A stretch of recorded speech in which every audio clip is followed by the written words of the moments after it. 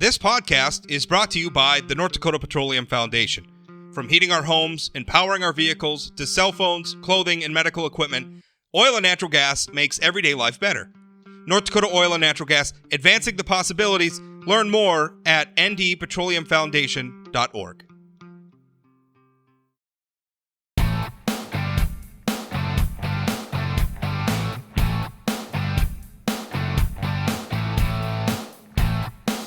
Welcome to Plain Talk Live. I'm your host, Rob Port, and we're going to talk about some interesting times, interesting things going on.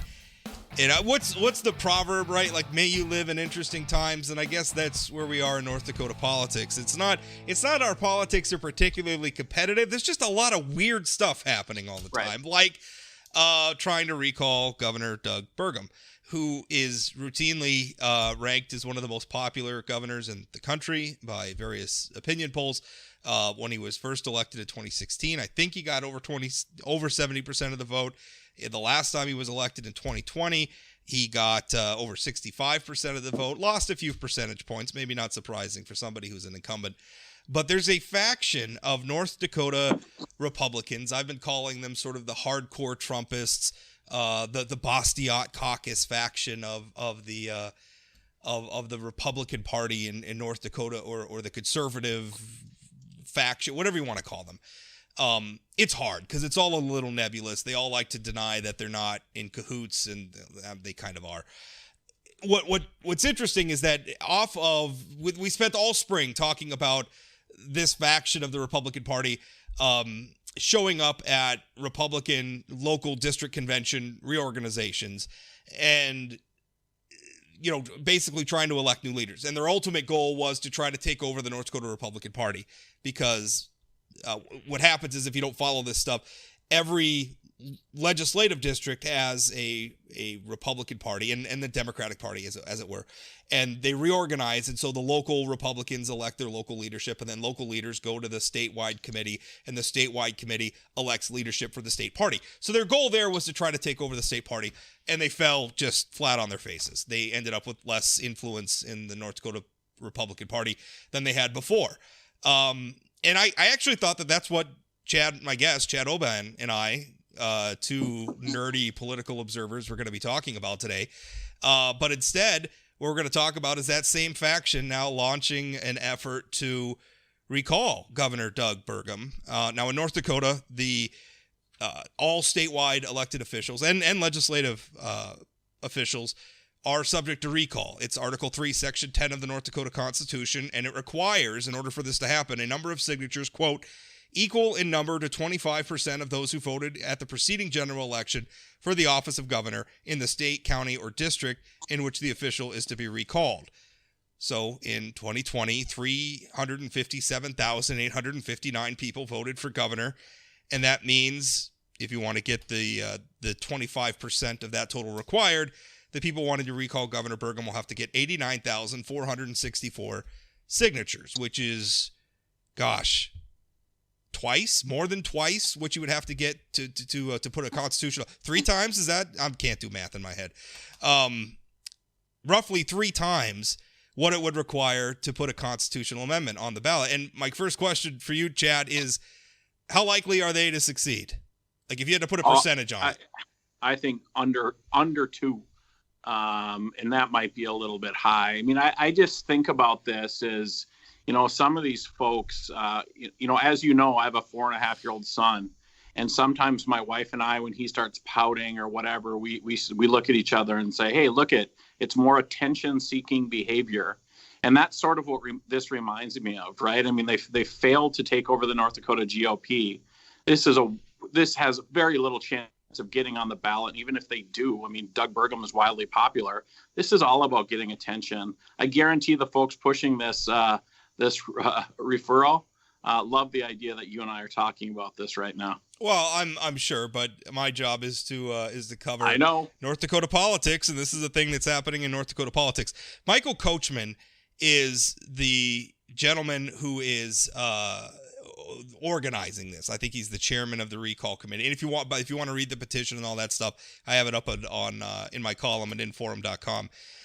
Michael Coachman, he's been around North Dakota politics for a while. He's kind of run as a fringy candidate in several elections. I think in 2016 he was a lieutenant governor candidate for alongside Paul Sorum in an independent run. In 2018 he had an independent run for Secretary of State. In 2020 he was actually, and this is kind of interesting, Chad, where he ran a write-in campaign for governor, and it was kind of fanned. I know State Representative Rick Becker, the founder of the Bastiat Caucus, the very Trumpy wing of the North Dakota Republican Party, was very much pushing it, and they got it. I mean, they got 17,472 write-in ballots cast. Now, I don't know how many of those were for Coachman specifically, but I'm guessing a lot, because if you go back to the 2016 election, we had 635 write-in ballots. So I'm assuming that Coachman was a very large percentage of those, which speaks to he's got a little bit of traction out there, right? He's got a little bit of juice, but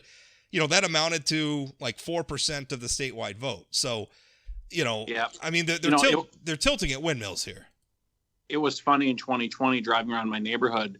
The governor's candidate with the most yard signs was Michael Coachman. He had more than Burgum and Shelley combined. So we used to always joke around my house that there's going to be a Coachman miracle. But yeah, I mean, the fact is Doug Burgum is one of the most popular politicians in North Dakota, one of the most popular politicians in the state of North Dakota. I saw a poll earlier today from May coming out of a pretty tough session where he had to, take some tough vetoes on things that were probably not good politics for him. His approval rating is still north of 60, and over half of Democrats still like him, right? And so, and Republicans, I mean, he was 90% approval. And so you collect 90,000 signatures. Congratulations. We have a special election where Doug Burgum gets 70% of the vote again, no matter who his opponent is. And so, I mean, the whole thing, I think, is just a huge waste of time. I'm a huge fan of the ability to initiate measures, recall people if necessary, but it feels like this is being abused for attention. Again, I think it's very unlikely they'd get 90,000 signatures to do this thing anyway. And so I don't know. And I don't know, did they list the reasons for the recall, or is it just we don't like the guy? I don't think they have to list reasons. Okay. I mean, rhetorically, I mean, if you look at some of the things they're writing on Facebook, a lot of it has to do with face mask stuff. They don't like that Governor Burgum vetoed the face mask stuff. They don't like that he's insufficiently. I mean, let's be honest. I mean, there's a very identifiable faction of the Republican Party that is pushing that this appeals to, and they're nowhere approaching the majority even of the Republican Party, let alone the entire state. And yet they're very, very, like you said, I mean, they have ways of making themselves very visible. You talked about yard signs. I mean, they're very active and they're very well organized on social media. Because I've kind of declared war on Trumpism. I have attracted a lot of their attention, and they can make themselves seem in venues like social media very, very big. And the reality, though, is that when you come to these sort of rubber meets the road measures, they're not. So this is I think Governor Burgum, I think continue.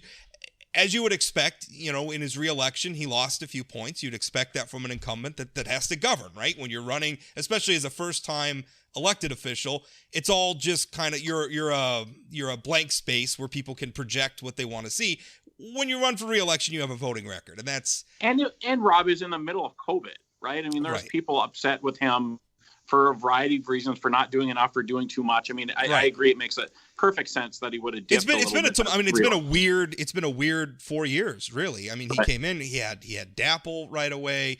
The bottom fell out of the oil markets. I mean, it was, for him to come out of the last 4 years with, and then what was a very rough and very weird, very fraught, legislative session. We had a lawmaker expelled for the first time in state history. I mean, there's a lot of fractions. For him to come out and to have the level of support that you're talking about, I mean, 90% of Republicans, even 50% of Democrats, you have overall approval in the 60s. That's pretty remarkable that he's still pulling that strong. And I also just get a kick out of the folks who say that Doug Burgum's not conservative enough or not supporting Trump enough. I mean, I don't mind Doug Burgum. I mean, obviously, I don't agree with him 100% of the time, but there's some times where he supports Trump on things, and I'm shaking my head, right? So it's not like this is a guy. It's not like it's Liz Cheney, right? It's not like he's a guy who's been actively out there trying to pick fights with the president or actively trying to pick fights with folks. It's like they've decided because of masks or other things that, you know, he's not conservative enough. And I worry with this whole reflexive recall thing for the governor, for the school board members in Fargo. It's going to be harder and harder to get people to run for office. The governor's different, but I think the school board races, if you take one position that a vocal minority doesn't like, they're going to recall you and you're going to have to run for re-election every 2 years. I worry about that. You know, I kind of think of it like, I think I wrote some columns a while back about sports. I'm pretty critical of ours, even though I love baseball, but our society's obsession with sports. And I was writing about it in the context of how hard it is to find people willing to officiate like youth sports games, right? And I kind of feel like the same thing is going to be true of local elected officials, especially like the people who are down at the bottom of the ladder, right? Kind of where the rubber meets the road, where you have city commissioners, school board members, park board members, you know, even like county commissioners, even up to and including legislators. In this environment, you know, it's almost it's a whole bunch of work, and it's almost like the best you can hope for is that nobody notices you, because if somebody notices you, it's almost certainly going to be negative and going to be horrible and ugly. And I think you make a good point. How do we? And again, I don't like initiated measures. I think making legislating at the ballot box is a piss poor way to make policy. I do like recalls. I do like referendums. I like the people exercising a veto or saying, hey, this public official is just going too far. But yeah, this how reactionary people are. To me, recalling a public official is like they committed a crime and refused it. Like to me, that's the bar it's going to be at. If they're just making decisions that I don't like, well, then I'm just going to support another candidate in the next cycle. To me, a recall is there's like some malfeasance involved, not they're just not governing the way I like. Well, and not to mention, I mean, it's not like Doug Burgum is governing in any way differently than he said he was going to. I mean, it's not like he went into office and all of a sudden did a bunch of crazy things different than who we thought he was. And you bring up local elected officials. I mean, these folks don't do this for the power or the fame or the money or anything like that, because there's none of that comes along with it. No. It's often community service. And so, again, are we going to have people who are nervous that every time they take a vote that the folks that are crowding this, and we've talked about this before, the people who show up sort of get their way. But what we have right now is a real vocal minority showing up at GOP conventions, mass stuff. I mean, recall stuff. I mean, it feels like it's all the same sort of group of people, that it's just like the outrage du jour that they're fired up about today. Well, it's kind of like the cable. I call it the cable news outrage of the day, right? Like whatever's going to drive the news, and all the cable news people are going to be screaming about, and that's driving the news cycle. And I find that very frustrating, to the extent that I'm a member of the media. I try to avoid that. I don't want to write. I mean, obviously you want to write about things that are topical and things that are going on, but oh, little Billy tried to wear his NRA shirt to school and the principal didn't like it, and now it's like national news, and it's like, I don't care what's happening in Modesto with the NRA t-shirt. There's other things that we could be talking about. And as a conservative, this is what frustrates me is, and this isn't unique to conservatism, any political movement. You have issues that you care about, and it's really, really hard to move the needle on those issues, right? It's hard to persuade people. It's hard to get a movement to even agree on a platform of ideas or agree on an issue. It's hard to, get the sort of resources you need to communicate a message to people, to get people to show up. Doing all that takes an enormous amount of work. And the people who are they organize the turnout at these reorgs. A lot of them. I mean, in some ways, Jared Hendricks, an activist from up here in Minot, is one of them that does a lot of this stuff in the North Dakota. They're talented at that. They're good at it. They can get people to show up. They can get the yard signs up, like what you were talking about with Michael Coachman. Why are they spending all this talent on just stupid issues, right? I mean, if they could exercise a little bit of pragmatism and So, learn Rob, to work with a coalition, they could accomplish so much more. Yeah, I think this is just a continuation of what we're kind of seeing around the country with not accepting the result of an election. I'm not getting my way. And I hate to go back to toddlers, but it is, I'm not getting my way, so now I'm going to recall the person. Again, nothing has changed in the state since Doug Burgum was elected in 2020 that would indicate any reason why North Dakotans aren't going to vote for this guy again. So they're going to spend all this time and all these resources and all this talent to try to collect these signatures, and it's not going to happen. So I have a quick question for you. Yeah. Do you sense that these folks are all on the same page? I mean, the people who are taking over the NDGOP, are they the same people? Is it the same leadership? Is this strategic at all? Was this like... It's honestly, it's hard to say. I think a lot of them are motivated by the same impulses. Do they all necessarily agree on the same tactics? I'm not so sure. Way back in the day, like circa 2009, I helped organize Tea Party rallies in the state. And when it first started, right? I mean, this is when it first started. And it was very much, I mean, there was nobody reaching down from like a national level to say, do this or do that. I mean, it was just local people like, hey, people are doing this in other places. Let's do it here. This is what we believe in. We think, government spending's out of control. We got to get serious about some of this stuff. And the problem with movements like that is when they grow, a lot of people are especially if it's sort of a kick the bums out type of movement, people have a lot of different reasons for wanting to kick the bums out. And so in this movement, it is a lot of the same people. You see the same Facebook accounts popping up. You see the same names popping up. If you dig a little bit, Jared Hendricks is involved in a lot of this stuff.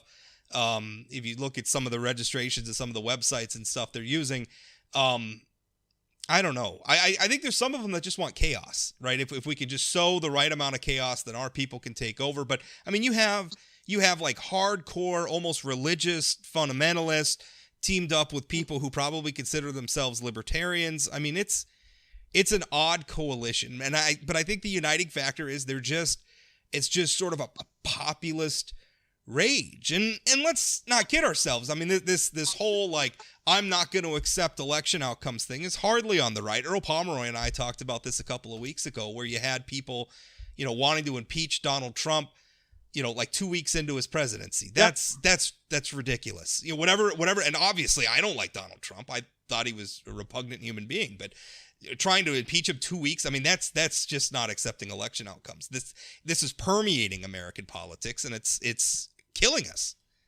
Well, Rob, I mean, I'm just thinking about Jared Hendricks. I don't know Jared at all. I just sort of know his work. But, I mean, he was Kevin Cramer's deputy campaign manager, right? Yeah, that's right. I can't imagine he's sitting in Minot thinking, boy, this is a really smart political move to try to recall Governor Burgum right now.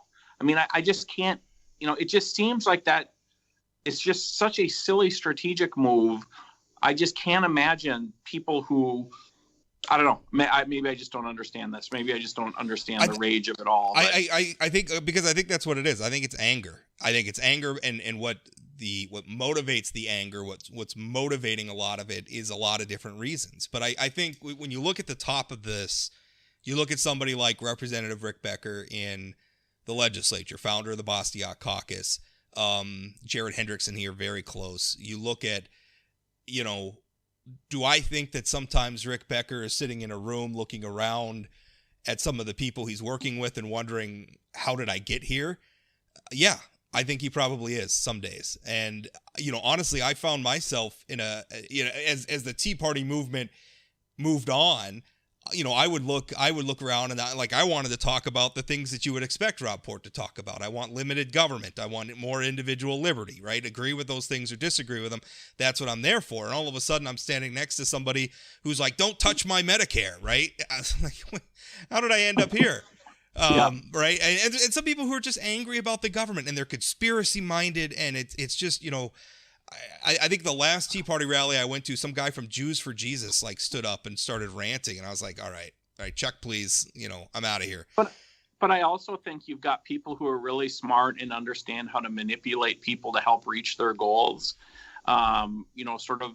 Rick Becker knows how to push the buttons of these folks to get them worked up and excited and to try to work for his cause. I mean, I was at the GOP convention when he damn near won that thing, right? And Well, he had no business. Yeah.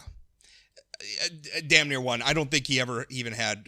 Wayne Stenhjem ultimately won in 2016. I don't think Rick ever even had 50% of Rick's vote or Wayne's vote total. At the convention, he came within 100 delegates or something like that. I'd have to go back. Maybe I'm misremembering. I'd have to go back and look at the delegate counts. I don't remember him getting that close, but I could be wrong. I'll defer to him. Well, I am a local expert on Republican politics. Are you? So okay. You should defer to me when it comes to that. Sometimes I misremember things. I'm always and I'm a writer, so normally when I'm writing, I have time to like go back and like actually look at my notes from back then, and because that would literally be the only place I could find the vote counts from 2016. Is I got to go dig my old spreadsheet up. So I don't think, but I think. You know, we're talking about Rick Becker specifically, but there's a lot of people in politics like this that are kind of on the fringy edges of politics. And I don't think they really care, right? If they could just get the people to show up and yell and scream and holler, or if they could just get them to click the link on the petition or to click like on a Facebook page, I don't think they care. In some ways, that has almost permeated politics, I think, from the news media. I think talk radio, I think cable news. Fox News doesn't care if you watch them and hate every single thing that they're broadcasting as long as you're watching. And I think there's people in politics. There's columnists who work in this state who don't really care as long as you're clicking and reading. They just see that as their job. You mentioned earlier that it would be interesting if these folks that are so talented at organizing would focus on something that's, winnable. There was multiple times during the session where like Rick Becker stood up on the floor and talked about sort of the corporate pork in the commerce bill that I was thinking, my God, I agree with everything he's saying. And I think North Dakotans would agree with everything that he's saying. I agreed. I agreed with a lot of what he was saying. I agreed with a lot of what he was saying. And he is an articulate person. He's obviously very talented at it, but they just get obsessed, and there's a thirst there to want to be in power, and there's also a sort of fanaticism. I get very I'm always very interested in political movements and social movements, and I think when one of them. Because I'm an atheist. I was raised a Lutheran. I'm an atheist. And so this was actually a lot of my thinking that when I was sort of arriving at my spiritual beliefs, I have a hard time with any group of people who have so thoroughly convinced themselves that they're right that they start justifying doing all sorts of weird things. Or they just sort of like, we're right and it doesn't matter and we're going to fight to the end. I think they lose sight of this, well, you're in a society and sometimes the other side's going to win, right? There's an ebb and a flow and the other side gets to govern sometimes. And sometimes you just have to accept that and work the best you can. When people start thinking like, they cheated and we're never going to let go. It's like, you are exactly the sort of people that I don't want in power, Republican, Democrat, otherwise. If you are that power hungry, you should be at the back of the line when it comes to who should be in charge of anything.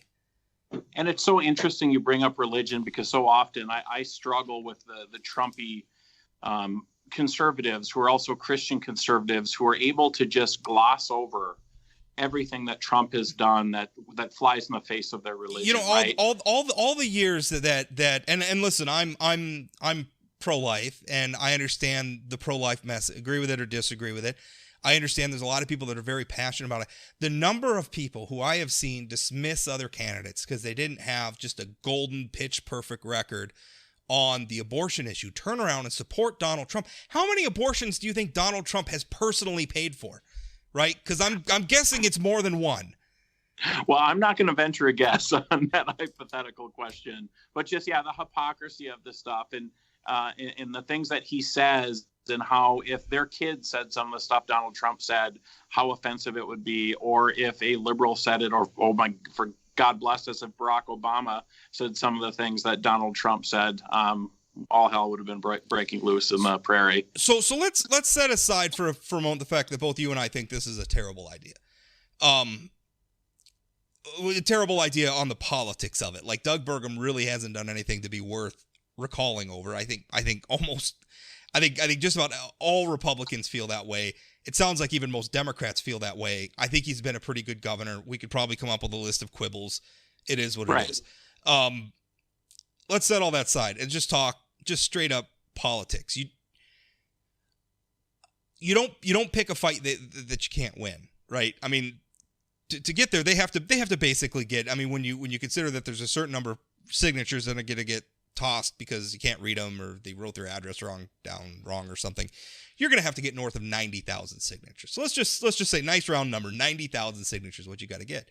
That means you got to find 100 people statewide who are going to collect 900 signatures each.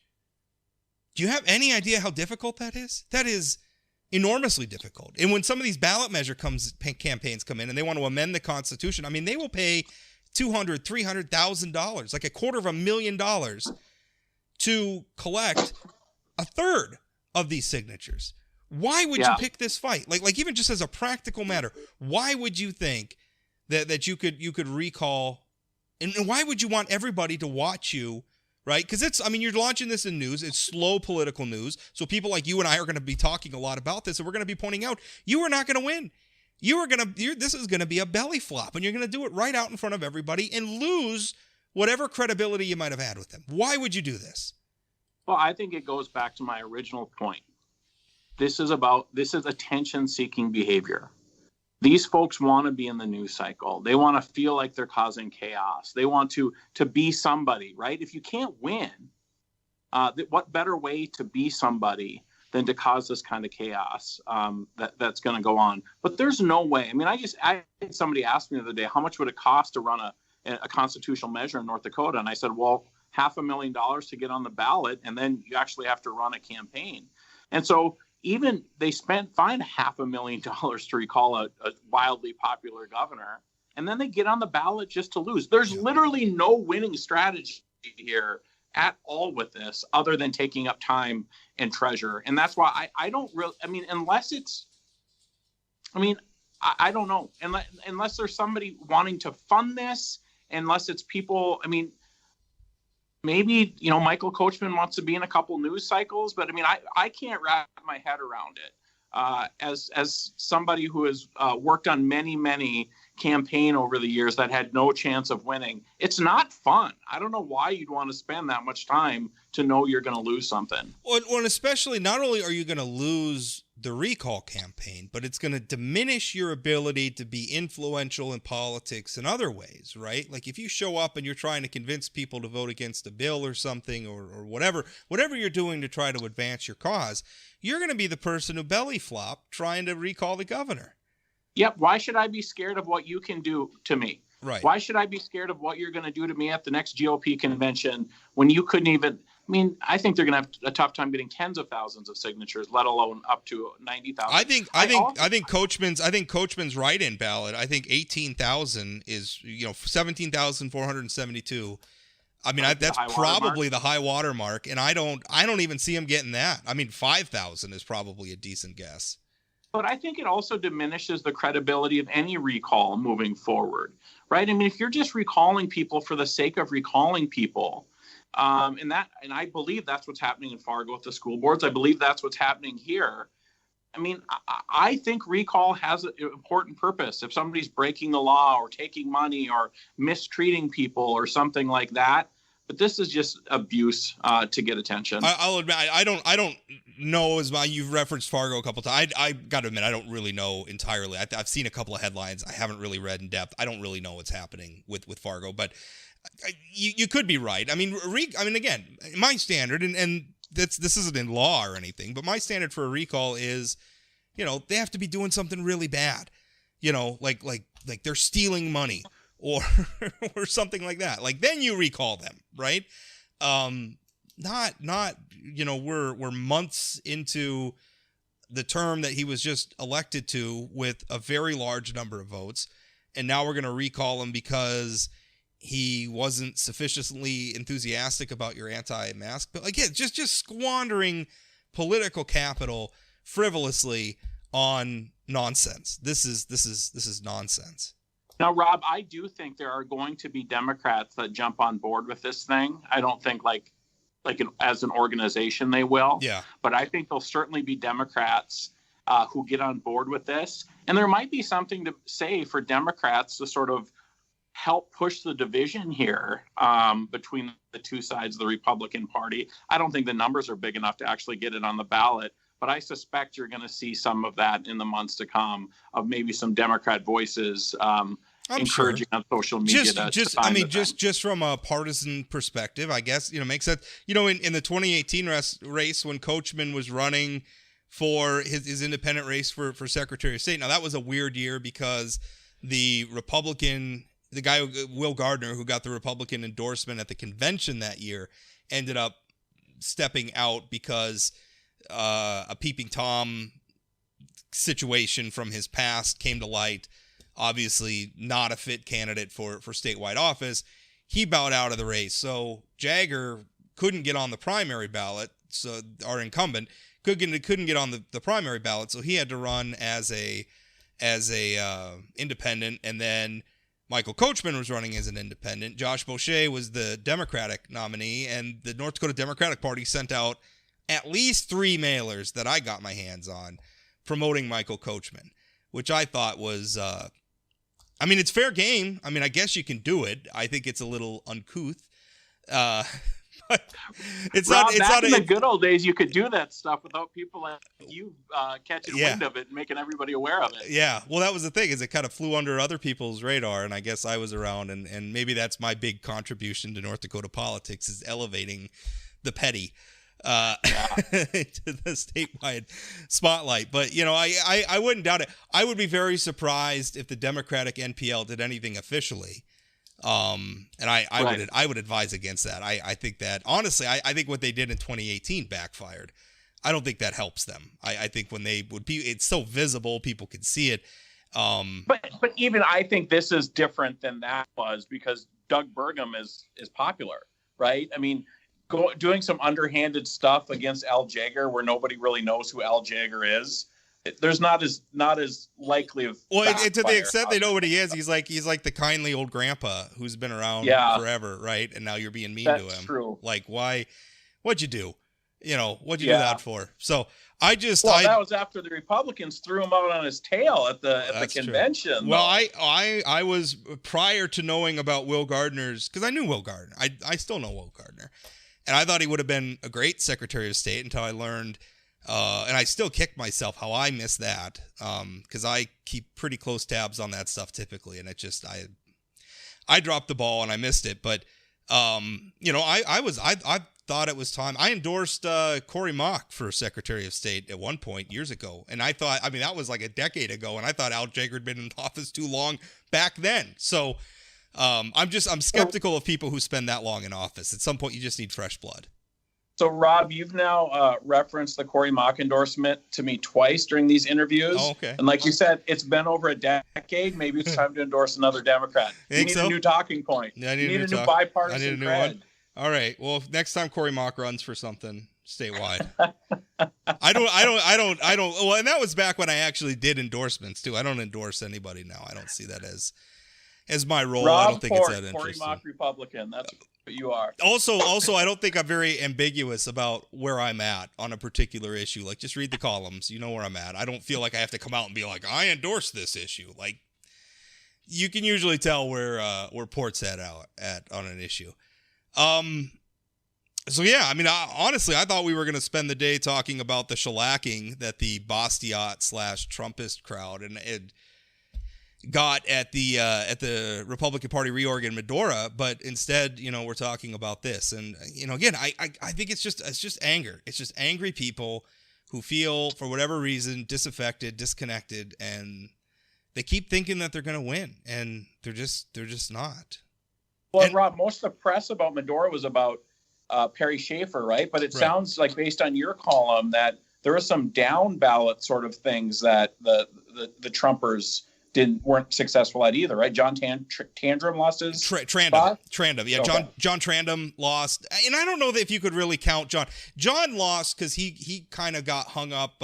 He got himself, and he was a longtime district chair, vice chair of the state party, got himself involved in some of his inside of his district, trying to get one of his own legislative candidates out, and I think that finally came around and bit him.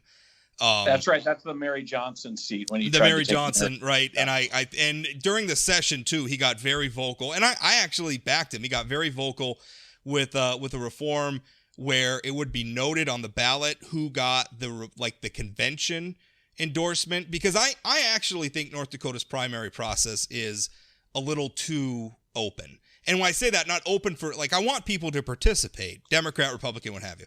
But these are Republican Party, Democratic Party are private organizations, and we have state law that allows anybody who shows up at the ballot box to decide who's going to represent that organization on the ballot. I don't think that's right.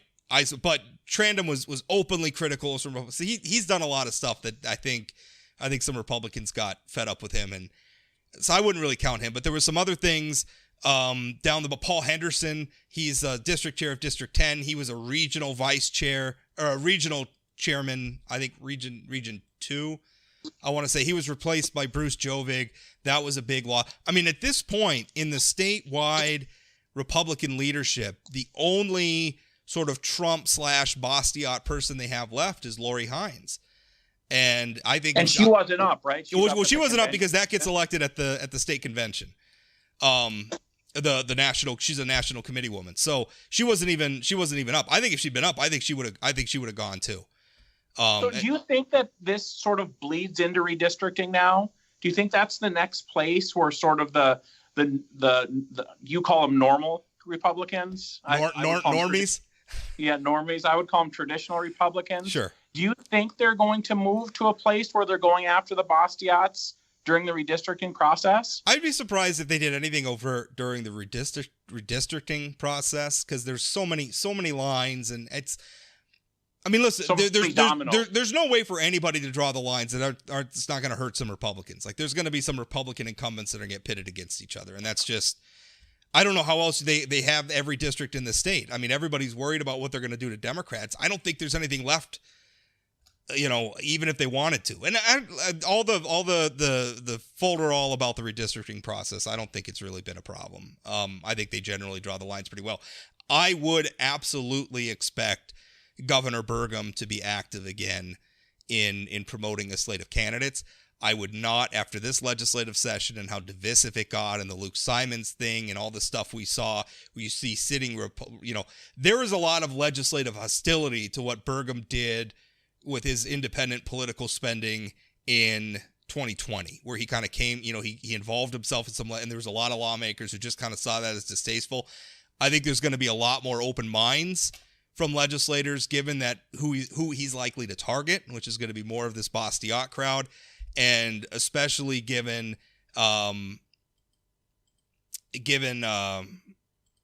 just the with the fact that some of these lawmakers are getting censured in their districts by that. I mean, I think it's going to be welcome. I don't have any problem with what Doug Burgum did. No. I mean, to me, during the primary, him spending money to get people who are going to support his agenda, I mean, that's smart.